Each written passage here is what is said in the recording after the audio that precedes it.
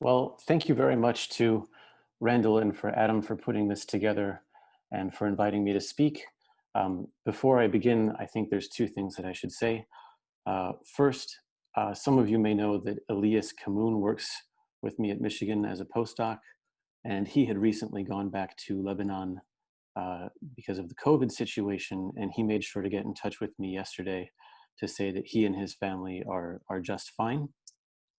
The second thing I would like to do is just say that I was sad to see that Ian George had recently passed.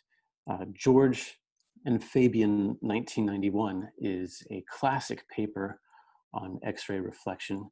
It's one to which I still refer as kind of a standard, and also a paper that's incredibly easy to read while also being detailed. But certainly when I was a student, George and Fabian 1991 did a lot to shape what I thought one could do to understand black hole accretion flows, and it had a big influence on me. And Ian George was not someone that I was close with, but he was very kind to me as a student. So I'm sorry to learn of his passing.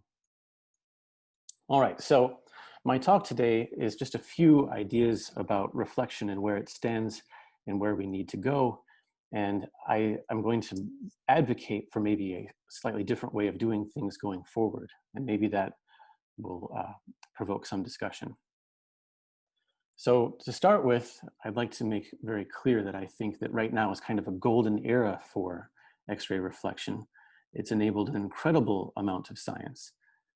Looking forward, the high resolution X-ray spectroscopy era, I think, is going to pose some challenges for the way that we currently construct and use reflection models.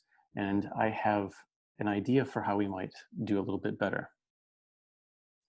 So to begin, let me just say that at least when compared to active galactic nuclei, it's possible to regard stellar mass black holes as being relatively simple.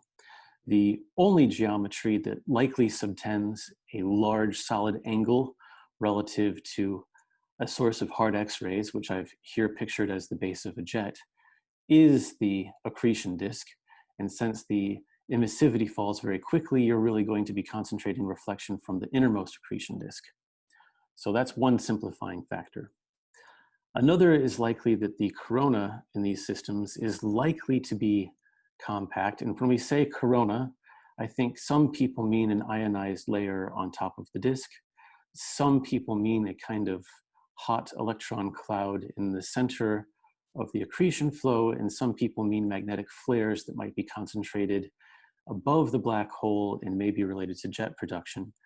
Personally, I think that probably all of these things exist in varying degrees, but I think that when we look at how much power is involved in producing the hard non-thermal X-ray emission that's seen in a lot of these sources, it demands that the corona is likely at least partly magnetically powered. And this gets you to the idea that it's the base of a jet.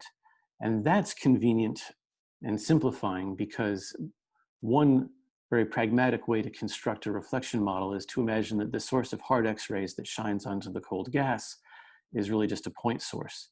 And it may be the case that stellar mass black holes kind of produce this geometry for you. The last few years have seen an awful lot of progress, and I think this has to do partly with a major advance in instrumentation, and partly it has to do with major advances in reflection models. I think the instrumentation angle is probably best exemplified here. These are 4 observations of Cygnus X1 in a bright and relatively soft state seen with NuSTAR. The advantage of NuSTAR is, of course, this continuous bandpass from 3 out to 79 keV.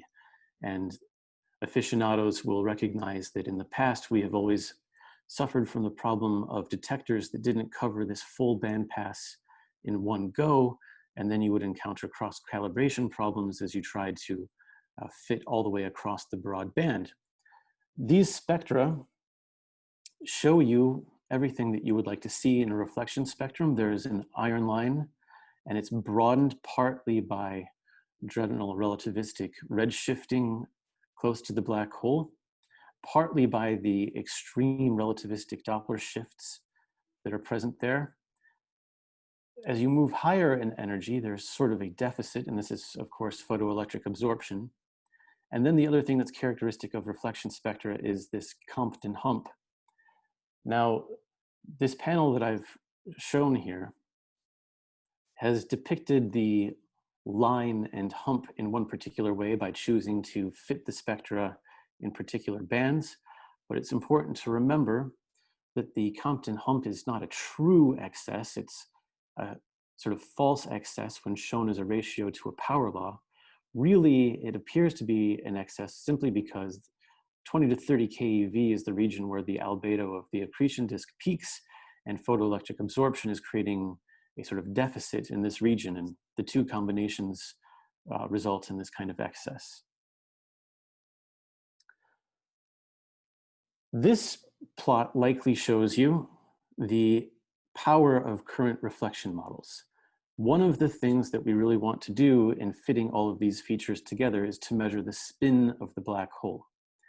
That is largely being set by the strength of this red wing as the lines are being pulled down to low energy because the emission is happening deep within the gravitational potential.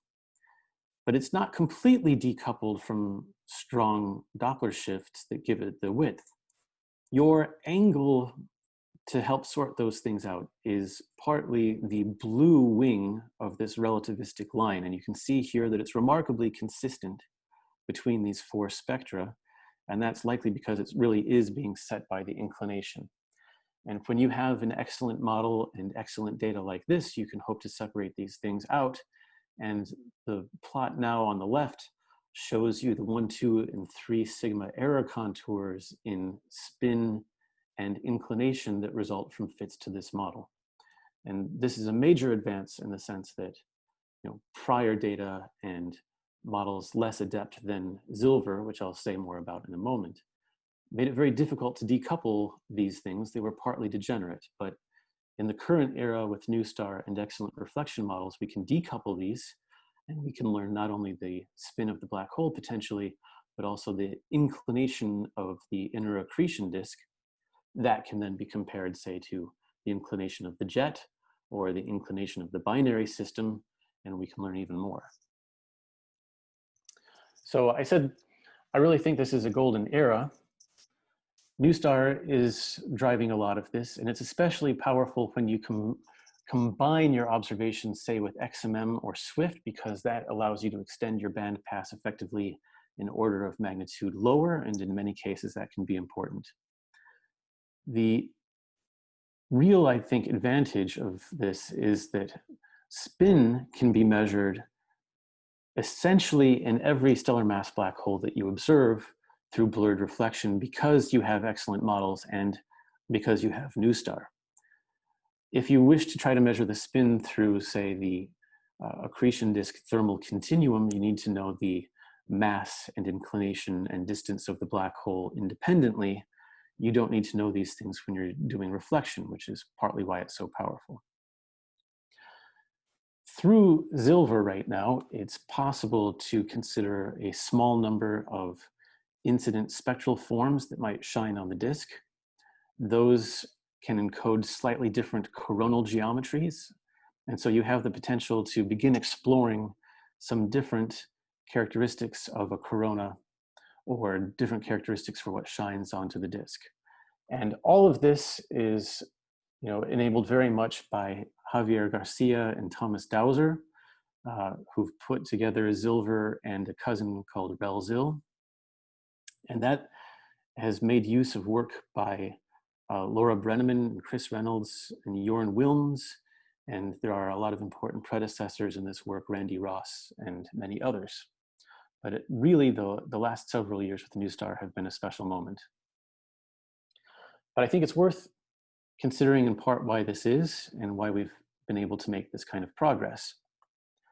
So the blurring, the sort of distortion to the potentially high resolution reflection spectrum that happens close to the black hole, it's something like 2 keV, which is kind of extraordinary. So reflection is a bit odd in the sense that The way a lot of people interact with it is not as necessarily a high resolution spectral model, even though the atomic data are quite important.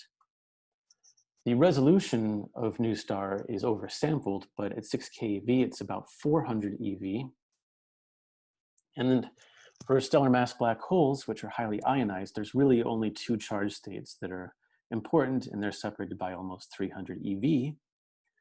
So when we use silver, with or without blurring, to try to describe these spectra, and it has a resolution like 20 eV in the iron K band, we're doing rather well. For comparison, the first order resolution of the Chandra gratings is about 45 eV. The third order gets you down to about 15 eV, and there are not many spectra that have been obtained that would allow you to do reflection studies in some detail. But if you were able to do so, it's already the case that you would be pushing silver past where it's really comfortable. And of course, when we look forward, Chrism will probably give us 5 eV.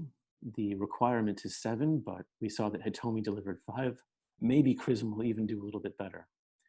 And Athena is, forgive me, I'm in northern Michigan and my allergies are just dying. The resolution of Athena is going to be 2.5 eV. As we've continued to push on the data, it's become clear that there could be other difficulties. When we fit these spectra with reflection models, we find that the abundances that come out can be 4 to 10 times solar. And that's just not unique to stellar mass black holes. It also happens when we fit the spectra of massive black holes. This could have a reasonable physical interpretation. It could be that the ionized atmosphere is enriched in certain charge states owing to magnetic levitation. This is a process that's sometimes seen in the solar corona. It's also possible that these strange abundances, which are difficult to believe, could be an artifact of density. And people are beginning to explore this, partly because Javier and Thomas have worked hard and provided a set of silver models that extend to higher densities. And when one fits with those, it's possible to model the data with lower abundances. It's also possible that this idea happens and it might even be time variable. And so all of these things could actually be happening together, and that's a real complication. Now, ideally, maybe what you would like to do is just employ a kind of brute force method and make density a smoothly varying parameter in reflection models with a very high resolution, so you could really nail down what the density is and how it might change with time as you observe different states within the same source. But there are difficulties going to high density. Javier has said that things right now are capped at about 10 to the 19. And I can imagine that as you get to higher and higher densities, treating things as point sources may, for instance, not exactly work out anymore. So I can understand that there are many difficulties that one can encounter. But steps like this, treating density as a smoothly varying parameter and allowing for high resolution, and extending to higher densities, may be steps that become necessary as we push forward.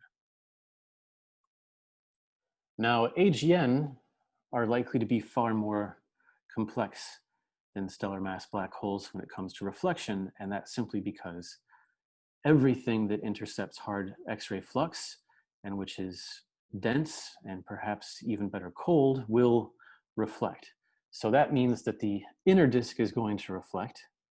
Any dense, clumpy material within the broadline region is going to reflect. The torus is going to reflect. And what you see is going to be a mishmash of all of these things put together. Now, in the case of massive black holes, a lot of people have focused on the innermost disk because that's what we can use to try to measure the spin of the black hole.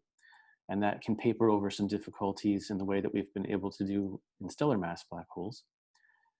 It's also the case that I think too commonly we have ascribed narrow iron lines exclusively to the torus. And certainly the torus does reflect, but it may not be the whole story. And with Chandra, it's already the case from the work of Shu and Yakub and others that it's clear that the breadth of what we've called narrow lines really demands that they come from the optical broadline region. This is work that we've done at Michigan that demonstrates this. So I'm showing you on the left spectra from NGC 4151 that have been summed together. And you can see that when you fit with the narrow Gaussian, there's a red wing. And no matter what reflection model you choose, whether it's Silver or MyTorus or Pexmon or any one of many different choices, mild relativistic blurring is required, and the radius that comes out is something like 1,000 GM over C squared. In the same source, Abduzagbi has looked at the strength of this narrow line over time. And as you can see, it traces the continuum flux, and you're able to try to measure a lag just using the same software that's used to do this in quasars and Seyferts. And the lag time works out to 3.3 days, which is about half the optical lag, or within errors, the same radius that you get from direct fits to the line. The bottom line is that there's something happening in the optical broadline region. We're going to soon be in the era where a large number of charge states that fall between 6.4 and 6.3 keV become important, and mild relativistic shaping to this spectrum becomes important, and we're going to have to sort these things out. So now what I'm showing you is some simulated reflection spectra that I've produced with Silver. On the left, the log of the ionization parameter is about 2, and on the right, it's 3. And the character of the simulated spectra kind of has this Mayan pyramid look in the line profiles because the resolution is something like 20 EV in this region. And that's been just fine for New Star and so on, but I think going forward, we have to do a little better. And in part, this is because, as many of you will know, iron 1 through iron 17 all lie between 6.4 and 6.43 keV. So just a 30 EV range contains 17 charge states. So when we move to high resolution, some information is going to be lost. And if we're also trying to understand how all of these different charge states are broadened, we're going to be potentially losing some important dynamical information that tells us about the geometry of these systems. But let me step back for a moment and just acknowledge that when we think about reflection, it's not just compact objects that matter. This is a process that happens in many different settings. I think that the panel on the left is particularly interesting and impressive. This is work by Gabriele Ponti, but others have done important work in this regard as well. This is an image based on XMM Newton, and it's in the 6.28 to 6.53 keV band. And what he's pointing out is that there are reflection nebulae close to Sagittarius A star that are glowing more brightly than they should based on the current intensity of Sag A star. But of course, how much they glow doesn't depend on what Sag A star is doing now. It's dependent on what Sag A star did hundreds and thousands of years ago. So these nebulae sort of serve as a tracer of past activity for Sagittarius A star. And that's one setting where you encounter reflection that's very different from the innermost accretion flow. And then one that may be unfamiliar to many is you can actually observe reflection in flare stars such as II Peg. And this is a cartoon from Paola Testa et al. 2008. But potentially, based on the delay and aspects of the reflection spectrum that results, you can discern the height and size scale of coronal flares above the stellar surface because the hard X-rays in the flare shine on the surface and produce reflection. And of course, when we look at large fields, we're going to see many flare stars. So if we imagine observations, say, with the Athena wide field instrument will see many of these. I think that we'll see many of them right now with E Rosita. But I think an even more interesting possibility is that when we think about young stellar objects that are just beginning to produce planets, the flare emission may contribute roughly half of the ionizing flux that impacts the disk where planets are forming. And so in those stars, which have an X-ray activity 1,000 times higher than the same star during its main sequence lifetime, we may be able to understand a lot about the flares that are helping to define how the disk evolves and maybe how the chemistry changes and how planets form. So as we prepare for the high resolution era, we could take note of what two very interesting and powerful models provide. So Silver has kind of a modest resolution, and My Torus, put together by Kendra Murphy and Tahir Yacoub, has a higher resolution. Silver allows you to handle ionized gas, but My Torus is limited to neutral gas. Silver is assuming an infinite slab, whereas you can change the column density with My Torus. Density is not a variable parameter in My Torus, but you can get up to 10 to the 19 in different flavors of Silver right now. My Torus assumes a power law, and you can't do different things than that. There are limited options for different input continua with Silver. But my concern is that although these... including question. Did you say 10? Jorn, did you say 10? No, I said 3. 3, okay. I'm concerned that one size fits all will soon not fit very much. So I think that as we push to the future, we're going to need a lot more resolution and more parameters. And that means that the basic file size, fit minimization time, and so forth could become very difficult. So I think what I would like to advocate for is a kind of facility where the user has inputs over what the parameter ranges and resolutions are to be, and you're effectively running a machine that produces your own customized reflection spectrum.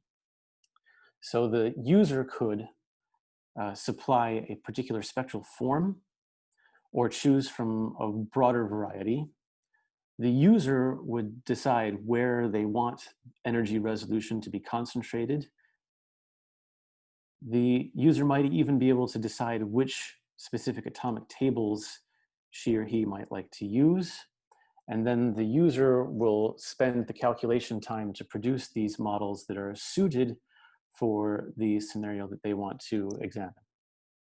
So I think that this is different than the way things are done currently, but I think that the data might be driving us this direction.